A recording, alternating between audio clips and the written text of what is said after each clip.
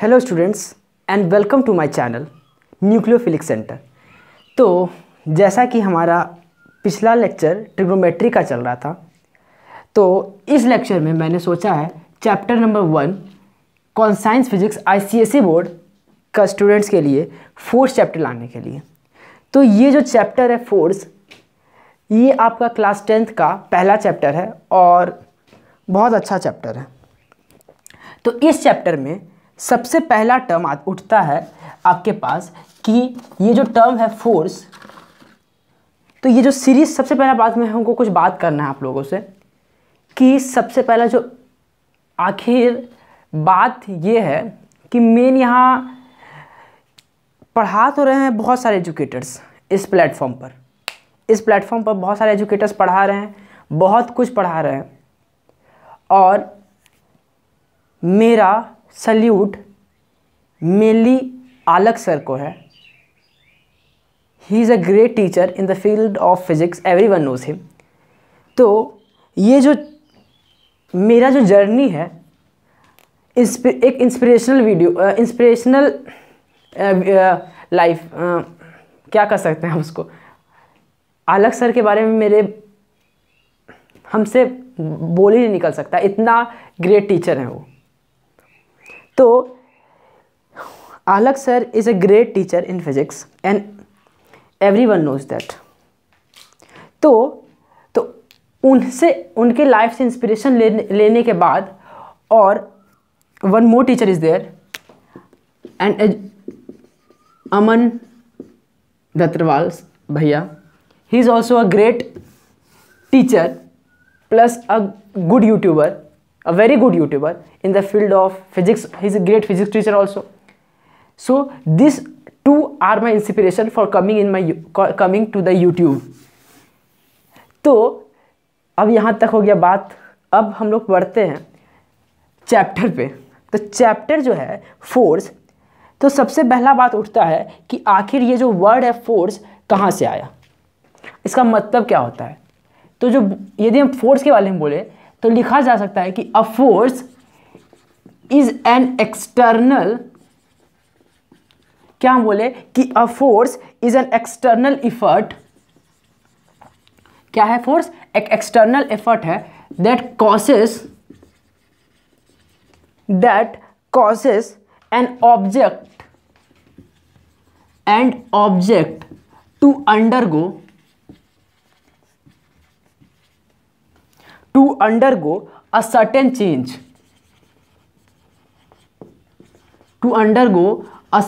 पहले डेफिनेशन लिख लीजिए, उसका इसका मतलब बता रहे हैं। Either in its direction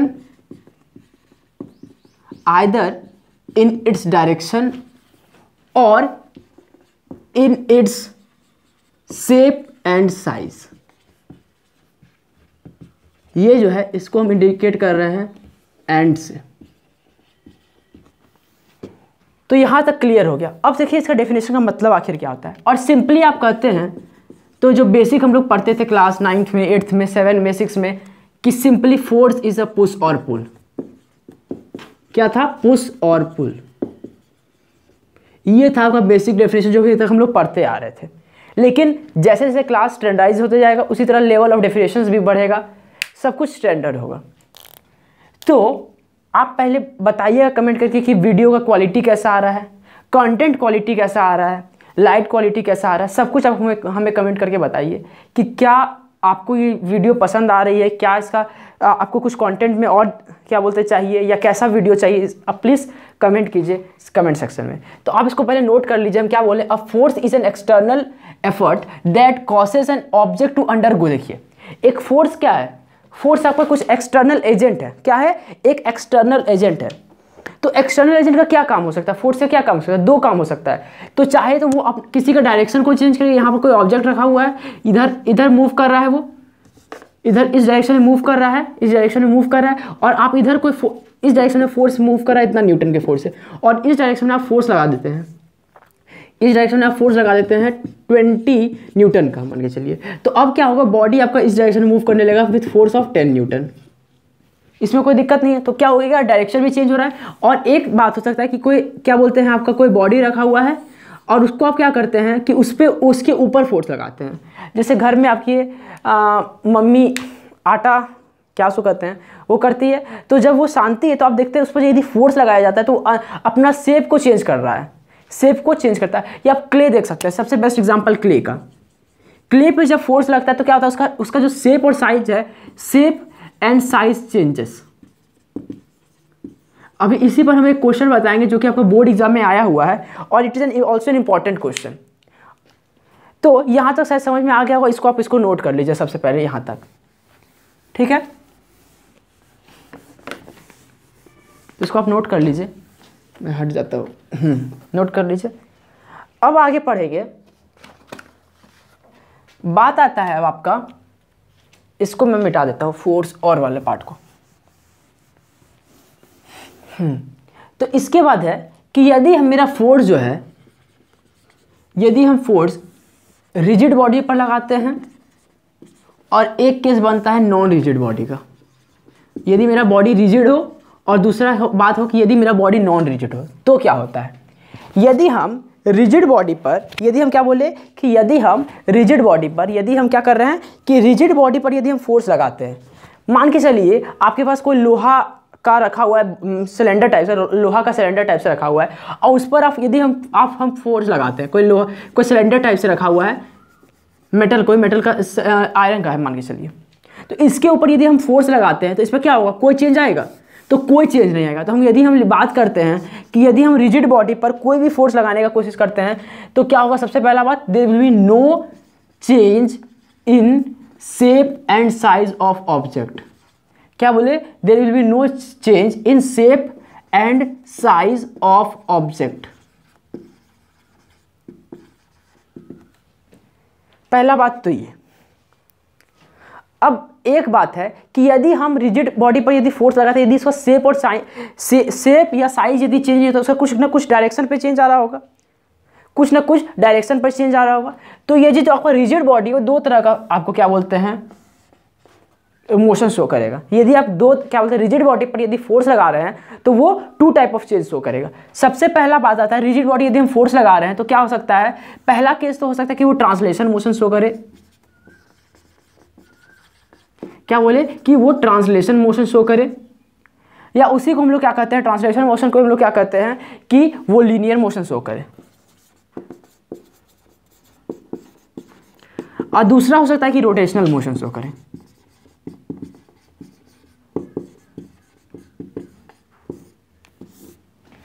क्या बोले कि चाहे तो वो लीनियर मोशन शो करेगा, चाहे तो आपका क्या शो करेगा कि लीनियर मोशन ने शो किया तो क्या शो करेगा, वो रोटेटरी मोशन शो करेगा। अब बात उठता है कि सर जो मेरा रिजिड बॉडी है वो रोटेटरी मोशन कब शो करेगा और ट्रांसलेटरी मोशन शो कब करेगा। तो इसका आंसर ये है कि जो आपका बॉडी है वो ट्रांसलेशन मोशन तब शो करेगा, ट्रांसलेशन मोशन तब शो करेगा जब आपका बॉडी जो है नॉन पाइवोटेड होगा। नॉन पाइवोटेड यदि यानी कि क्या, नॉन पाइवोटेड हम बोल रहे हैं कि मेरा बॉडी नॉन पाइवोटेड है, तो नॉन पाइवोटेड कहने का अर्थ क्या होता है, मेरा नॉन पाइवोटेड कहने का अर्थ ये है कि आपका बॉडी जो है एक पॉइंट पर फिक्स नहीं है। मान के चलिए ये कि आपका बॉडी ऐसे करके फिक्स कर दिया गया है। यदि आपको बॉडी फिक्स कर दिया गया यानी कि ये पाइवोटेड है। पाइवोटेड यानी कि क्या, एक पॉइंट से वो क्या बोलते हैं, एक पॉइंट पर वो क्या होगा, फिक्स होगा। एक पॉइंट पर जो होगा बॉडी आपका क्या होगा, फिक्स होगा, तो उसको हम लोग पाइवोटेड कहते हैं। तो यहाँ पर हम क्या बोल रहे हैं कि आपका जो बॉडी होगा नॉन पाइवोटेड होगा। कैसा होगा, यदि आपका बॉडी नॉन पाइवोटेड है, नॉन पाइवोटेड है, तो it is for sure it will show which motion, translation motion, translation motion. क्या कौन सा मोशन शो करेगा आपको, ट्रांसलेशन मोशन। जैसे एक मान के चलिए कोई भी रॉड रखा हुआ है, कोई भी रॉड है, यहाँ आपको आपको रॉड दे दिया गया है। एक बार मुझे चेक करने दीजिए कि ये क्या नीचे वाला पार्ट आ रहा है कि नहीं।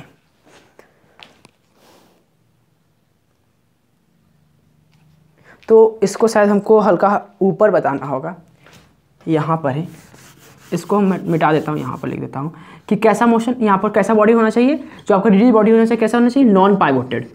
तो यदि नॉन पाइवोटेड रहा तो कैसा क्या होगा, देखिए यदि मान के चलिए ये आपका रॉड को है, ये आपका रॉड हो गया, ठीक है। तो यदि रॉड है और वो नॉन पाइवोटेड है, यानी कि क्या है, free to move in any direction, यानी कि इधर भी पाइवोटेड नहीं, इधर भी, यानी कि फिक्स नहीं है। मान के चलिए जैसे क्या बोलते हैं, आपका ये बॉडी है, ये आपका बॉडी हो गया, और ये क्या है, ना इस साइड से फिक्स है ना इस साइड से फिक्स है। तो यदि आप इधर से फोर्स लगाइए तो क्या होगा, बॉडी पे यदि फोर्स लगा रहे तो क्या हो जाएगा, ऊपर जा रहा है। जैसे आप देख सकते हैं क्या गया, ऐसे यदि हम यहाँ पर से फोर्स लगाना शुरू किया बॉडी पर तो क्या हो रहा है, देखिए यदि हम यहाँ पर से फोर्स लगा रहे हैं, ऐसे ऊपर से फोर्स लगा रहे हैं तो क्या हो रहा है, मेरा बॉडी ऊपर जा रहा है। तो उसी तरह यदि मेरा आपका बॉडी ये जो है कैसा है, नॉन पाइवोटेड बॉडी है, ठीक है। तो यदि नॉन पाइवोटेड बॉडी पर हम जैसे फोर्स लगाते हैं, नॉन पाइवोटेड बॉडी पर यहाँ पर यदि हम फोर्स लगाते हैं तो बॉडी आपका किस डायरेक्शन में मूव करेगा, इस डायरेक्शन में ऊपर जाना चालू हो जाएगा। तो यहाँ तक कोई डाउट नहीं होना चाहिए। यदि हम यहाँ पर कोई फोर्स लगाते हैं तो क्या होगा, यदि नॉन पाइवोटेड है तो पक्का वो कौन सा मोशन शो करेगा, ट्रांसलेशन मोशन। यहाँ तक शायद क्लियर हो गया होगा। अब हम आते हैं कि यदि आपका रिजिड बॉडी है और यदि मेरा रिजिड बॉडी कैसा है, पाइवोटेड है, कोई पॉइंट पर आकर के पाइवोट है, यानी कि एक पॉइंट पर आकर के फिक्स है। जैसे ये आपका बॉडी हो गया, इसको बंद कर देते हैं। तो ये आपका बॉडी हो गया, यहाँ से आकर के फिक्स है, एक पॉइंट पर फिक्स है। तो यदि हम इस पर फोर्स लगाएंगे तो क्या होगा, क्योंकि ये क्या है, एक पॉइंट पर फिक्स है, तो क्या होगा, ये कैसा मोशन शो करने लगेगा, देख सकते हैं आप। यदि हम यहाँ पर आकर के इस पर फोर्स लगाते हैं तो बॉडी कैसे मूव करने लगेगा, इन द सर्कुलेटरी मोशन, क्योंकि ये बॉडी कैसा है, पाइवोटेड था। पाइवोटेड यानी कि क्या, एक पॉइंट पर फिक्स है, इस जगह पर आकर के फिक्स है। क्योंकि एक जगह पर फिक्स है तो क्या होगा, बॉडी वहीं पर फिक्स है। और यदि हम इस पर फोर्स लगाएंगे इधर से, यदि इधर से फोर्स लगाए तो कैसा मोशन मूव करेगा, एंटी क्लॉकवाइज, और इधर से फोर्स लगाए तो क्लॉकवाइज डायरेक्शन में मूव करना शुरू करेगा। तो ये बात क्लियर हो गया कि यदि आपका पाइवोटेड बॉडी है, मतलब कि पहला कैसा, रिजिड बॉडी, यदि कैसा बॉडी है, रिजिड बॉडी, और रिजिड बॉडी में आप उसको पाइवोट कर देते तो कैसा मोशन शो करने लगेगा, आपका क्या नाम है, रोटेशनल मोशन, ठीक है। तो जैसे ये आपका बॉडी हो गया, यहाँ पर इस पॉइंट से आप इसको पाइवोट कर देते हैं, इस पॉइंट पर आकर के क्या कर देते हैं आप इसको, पाइवोट। अब यहाँ पर यदि आप इसको पाइवोट कर दिए, यहाँ पर फोर्स लगाते हैं, इस जगह पर से आप यदि फोर्स लगाते हैं बॉडी पर, तो क्या होगा कि बॉडी आपका इस डायरेक्शन में मूव करना चालू हो जाएगा। क्या होगा, जैसे यहाँ से यहाँ पर लगाए फोर्स, क्या कर रहा है, इधर से जा रहा है, देख सकते हैं आप। यदि हम जैसे फोर्स लगाते हैं, देखिए आपका गिर गया, हाँ, तो क्या बोल रहे हैं कि ऐसे इधर गिर गया, कैसे जा रहा है, देखिए यदि हम यहाँ पर से फोर्स लगाएं, किधर चला गया, इस डायरेक्शन में, एंटी क्लॉकवाइज में घूम कर जा रहा है। तो यहाँ तक आपको शायद क्लियर हो गया होगा, इसमें कोई दिक्कत वाली बात तो नहीं मुझे लग रहा है।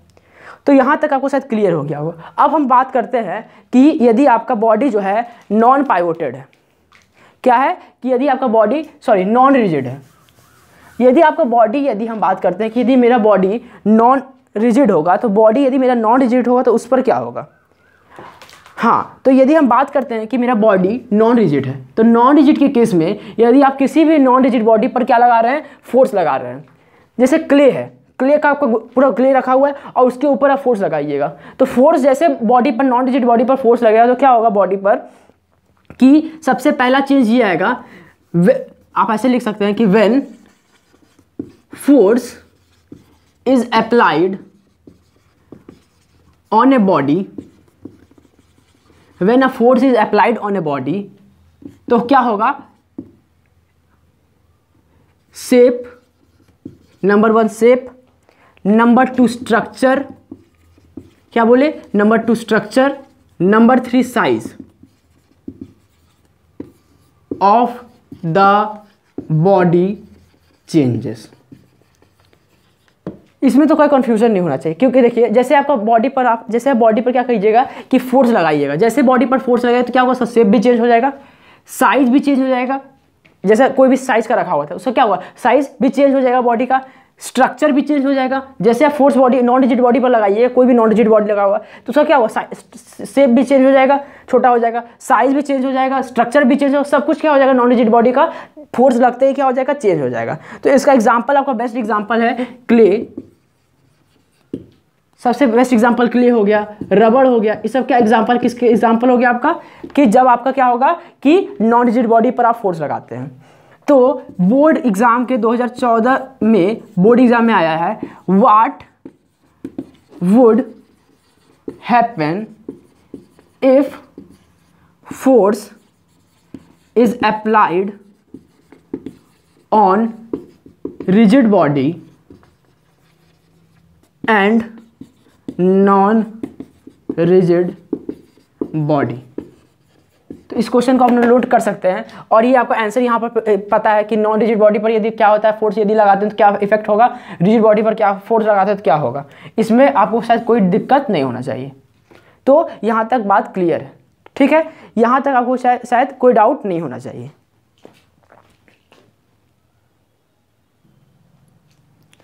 तो अब हम लोग इसी में आगे बढ़ते हैं। तो हमको लगता है आप लोग नोट कर लिए होंगे। तो नेक्स्ट टॉपिक जो इस पर आता है वो है टर्निंग इफेक्ट ऑफ फोर्स।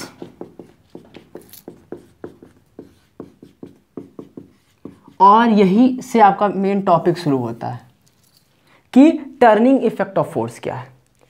तो सबसे पहले हम लोग को समझना है कि टर्निंग इफेक्ट आखिर होता क्या है। तो जब हम बात करते हैं कि टर्निंग इफेक्ट क्या होता है, तो टर्निंग इफेक्ट में ये बात है कि टर्निंग इफेक्ट आखिर किस बॉडी पर होगा। मेरा टर्निंग इफेक्ट तो नॉन रिजिड बॉडी पर होगा नहीं, टर्न तो वो बॉडी वहाँ पर तो सिर्फ क्या है कि शेप और साइज बॉडी का चेंज हो सकता है। अब बात आता है रिजिड बॉडी पर। तो रिजिड बॉडी जो है उसमें भी कैसा कैसा था, एक लीनियर मोशन था, एक कैसा था, लीनियर मोशन आपका था, और एक था रोटेशनल मोशन।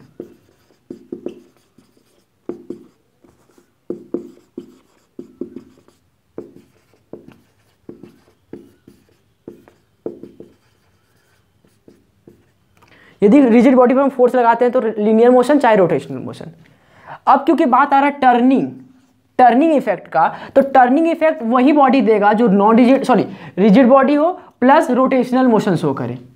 तो अब हम लोग का जितना भी क्वेश्चंस आएगा, जितना भी थ्योरीज पढ़ेंगे, सब क्या चीज़ पढ़ेंगे, रोटेशनल मोशन पर। यानी कि मेरा टर्निंग इफेक्ट जो है वो रिजिड बॉडी देगा, और कौन सा रिजिड बॉडी, जो कि पाइवोटेड होगा। ठीक है, तो इसमें शायद कोई दिक्कत नहीं होगा आपको कि अब हम कह सकते हैं कि turning effect this force will be shown by कैसे, कौन सा force will be shown by rigid body that is pivoted about a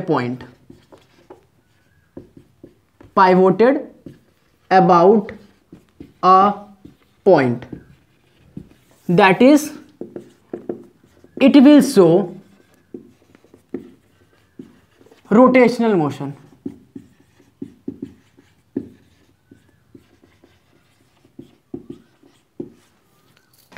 तो यहां तक कोई बात दिक्कत नहीं है।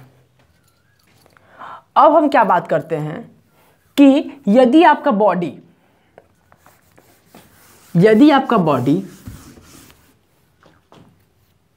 पाइवोटेड है तो वो कैसा मोशन शो करेगा, रोटेशनल मोशन। अब मान के चलिए आप ये पाइवोटेड बॉडी है, ठीक है, ये आपका पाइवोटेड बॉडी हो गया।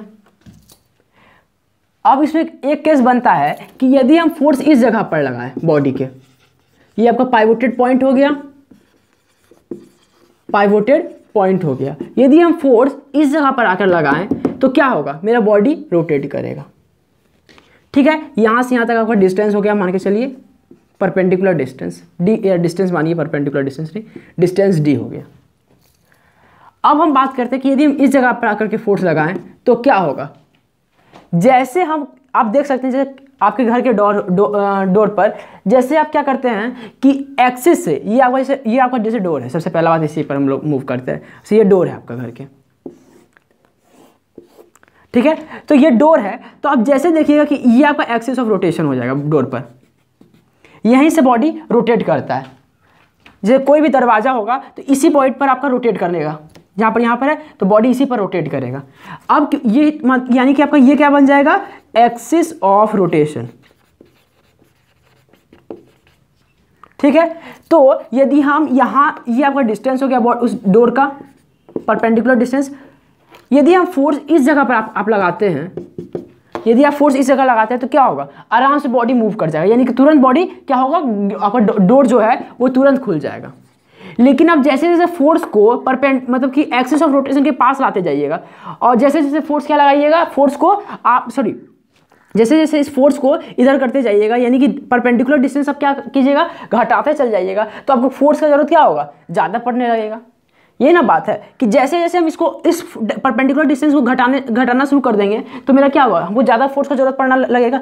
अब एक समय ऐसा आएगा कि जैसे आप जैसे आप यहाँ पर फोर्स लगाइएगा, जैसे आप क्या कीजिएगा कि इसी जगह पर फोर्स लगा दीजिएगा, क्या है कि डायरेक्ट पाइवोटेड पॉइंट पर है, ये आपका यहीं पर बॉडी पाइवोट है, ये आपका क्या बन जाएगा, पाइवोटेड पॉइंट, यानी कि एक्सिस ऑफ रोटेशन।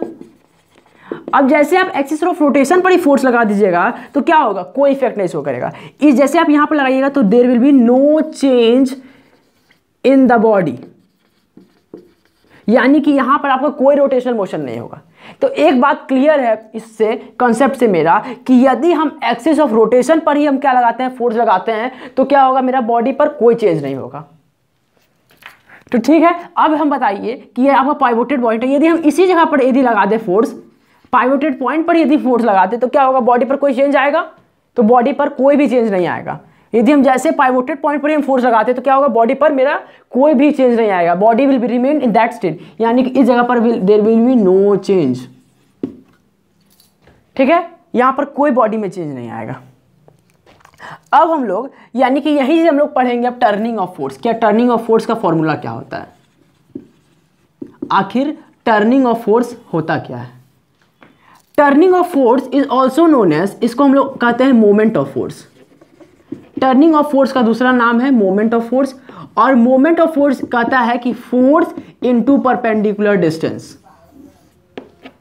हम क्या बोले कि मोमेंट ऑफ फोर्स क्या है आपका, फोर्स इनटू परपेंडिकुलर डिस्टेंस। इसी को हम लोग क्या कहते हैं, torque. It is also known as torque. क्या हो गया, force into perpendicular distance, force into perpendicular. अब यहां बात आता है परपेंडिकुलर डिस्टेंस ही हमको क्यों लेना है। ठीक है, तो यदि आप फोर्स पैरेलल डिस्टेंस ले लेते हैं तो पैरेलल डिस्टेंस क्या होगा, इस फोर्स के लिए इसी पर आपको लेना पड़ेगा, तो पैरेलल डिस्टेंस क्या हो जाएगा, 0। तो इस यहाँ पर तो होगा ही नहीं, हमको चाहिए क्या, परपेंडिकुलर डिस्टेंस, यानी कि एक्सिस ऑफ रोटेशन और फोर्स के जहां पर आप फोर्स लगा रहे हैं वहां दोनों के बीच में, फोर्स और इसके बीच में, फोर्स और डिस्टेंस के बीच में कितना डिग्री होना चाहिए, हरदम 90 डिग्री होना चाहिए। ये बात क्लियर होना चाहिए आपका, ये फोर्स है, फोर्स और डिस्टेंस के बीच में कैसा एंगल होना चाहिए, हरदम 90 डिग्री होना चाहिए फॉर मोमेंट ऑफ फोर्स। ठीक है, तो यहां तक आपको शायद मेरा बात क्लियर होगा, तो इसमें शायद कोई दिक्कत नहीं आना चाहिए। तो अब हम क्या कहते हैं कि अब देखिए यहीं कि यदि आपका ये बॉडी है और बॉडी पर इस जगह फोर्स लगाते हैं, तो यदि आपको कोई, अब टॉर्क को रिप्रेजेंट हम लोग करते हैं ऐसे, टॉर्क को ऑ से रिप्रेजेंट किया जाता है, टॉ से। तो इसको यदि हम टॉर्क लिखे तो टॉर्क का क्या हो जाएगा फॉर्मूला, यहाँ पर फोर्स F1 मान के चलिए ये है और ये F2 है। तो ये जो F1 है, F1 इंटू परपेंडिकुलर डिस्टेंस, इसी को हम लोग क्या कहेंगे, फोर्स, टॉर्क को इसी क्या कहेंगे, टॉर्क या मोमेंट ऑफ फोर्स या टर्निंग इफेक्ट ऑफ फोर्स। तो यहाँ तक शायद कोई दिक्कत नहीं होगा आपको पढ़ने में, यहाँ तक आपको कोई दिक्कत नहीं होनी चाहिए। जैसे यहीं पर देखिए, ये आपका क्या हो जाएगा, एक्सिस ऑफ रोटेशन, यही आपका क्या बन जाएगा, एक्सिस ऑफ रोटेशन। और एक्सिस ऑफ रोटेशन के अबाउट यदि हम फोर्स लगाते हैं तो बॉडी पर क्या होगा, कोई चेंज नहीं आएगा। और वही हम एक्सिस ऑफ रोटेशन को छोड़ करके कहीं और लगाते हैं फोर्स, तो क्या होगा, बॉडी पर चेंज होगा। और कैसा चेंज होगा कि बॉडी मेरा रोटेशनल मोशन शो करना शुरू कर देगा। यहाँ तक तो शायद कोई दिक्कत नहीं होना चाहिए, हाँ यहाँ तक कोई दिक्कत नहीं होना चाहिए। इसको आप नोट कर सकते हैं यदि आपको नोट करना हो तो, ठीक है। तो इसको मैं मिटा रहा हूँ, आप इसको नोट कर लीजिए।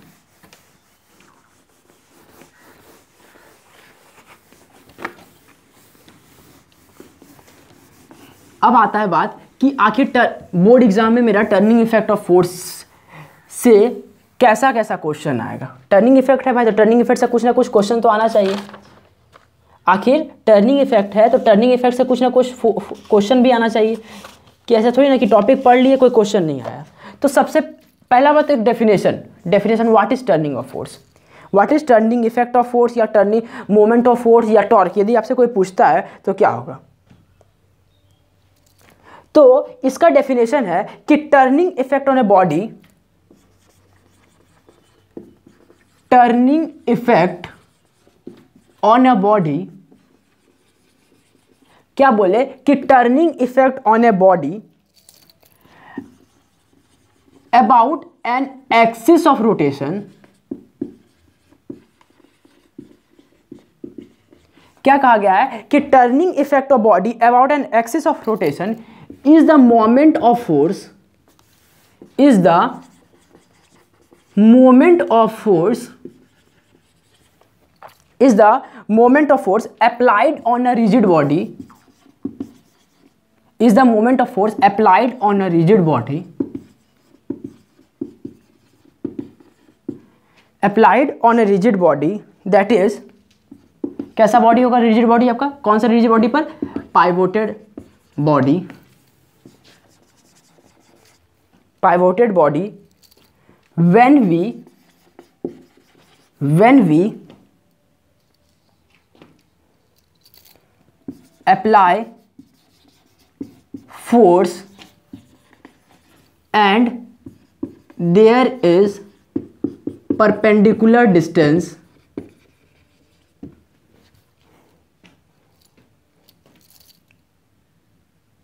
then body rotates, then the body rotates. It is also known as torque. यानी कि बॉडी मेरा तभी रोटेट करेगा, देखिए जैसे यदि ये है आपका बॉडी और बॉडी ये आपका पाइवोटेड बॉडी है, जैसे पाइवोटेड बॉडी पर आप फोर्स लगाते हैं और उसके बीच में फोर्स और उसके बीच में कैसा एंगल बने कि परपेंडिकुलर, यदि जब तक आपका परपेंडिकुलर नहीं बनेगा, क्या बोल रहा है कि डिस्टेंस और फोर्स के बीच में जब तक एंगल 90 डिग्री नहीं बनेगा तब तक आपका बॉडी रोटेट करना शुरू ही नहीं करेगा।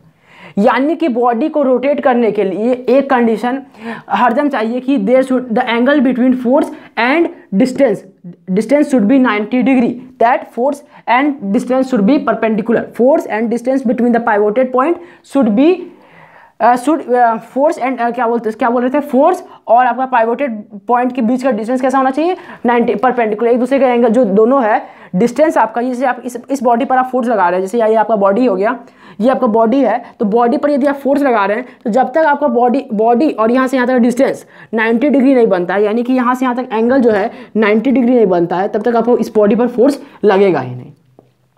ठीक है, यहाँ तक आपको शायद क्लियर होगा बात, इसमें कोई दिक्कत नहीं आना चाहिए। अब हम लोग आगे बात करते हैं कि यहाँ तक, हाँ अब यहाँ इसको मिटा देते हैं, आप इसको नोट कर लीजिए मैं हट गया, हाँ तो इसको नोट कर लिया आपने। तो इसके आगे अब आता है बात टर्निंग इफेक्ट ऑफ फोर्स, जो एसआई यूनिट है उसको हम लोग क्या कहेंगे। तो एसआई यूनिट कभी भी जब हम लोग डिराइव करेंगे तो उसके लिए फॉर्मूला लिखेंगे, तो क्या बोल रहे हैं कि moment of force, moment of force जो है मेरा उसका फॉर्मूला क्या है, फोर्स इनटू परपेंडिकुलर डिस्टेंस।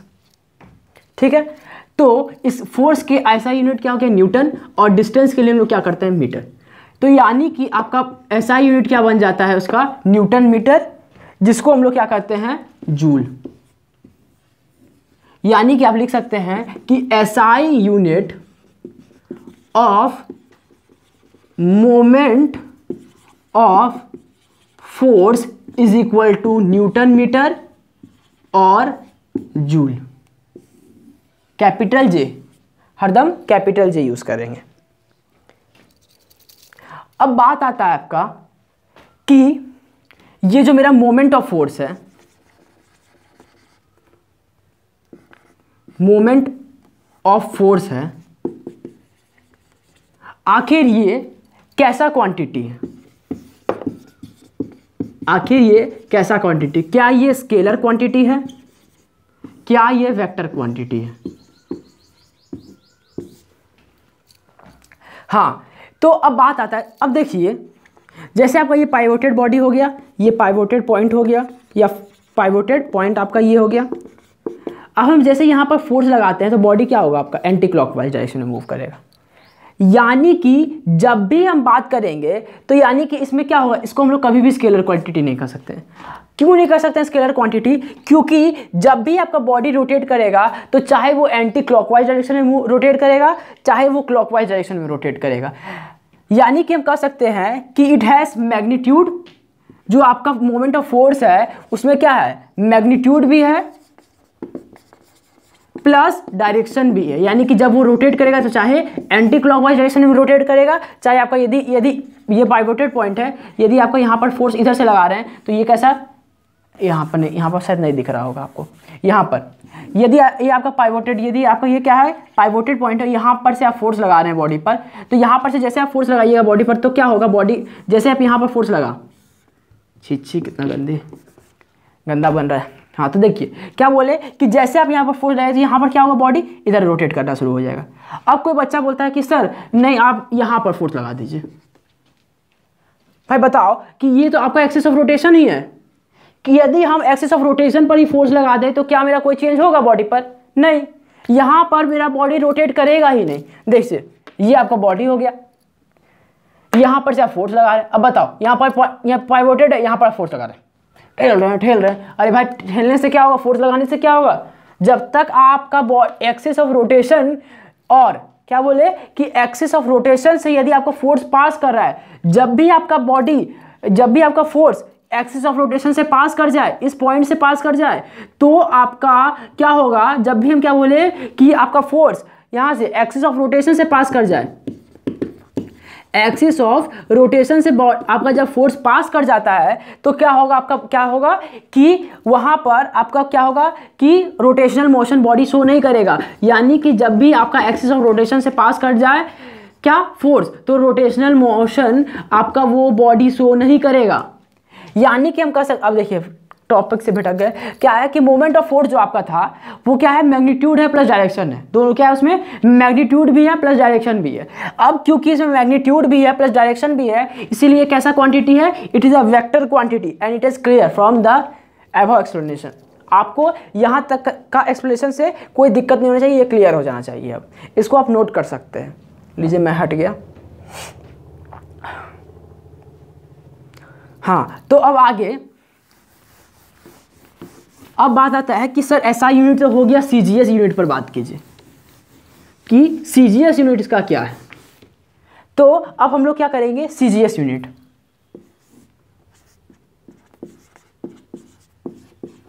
अब सीजीएस यूनिट पर आगे बढ़ते हैं। तो आपका बात आता है कि न्यूटन क्या था आपका force, moment of force is equal to क्या है कि फोर्स इनटू परपेंडिकुलर डिस्टेंस। फोर्स का जो सीजीएस यूनिट होता है वो होता है डाइन, वो डाइन नहीं, भूत वाले डाइन नहीं, यहाँ डाइन।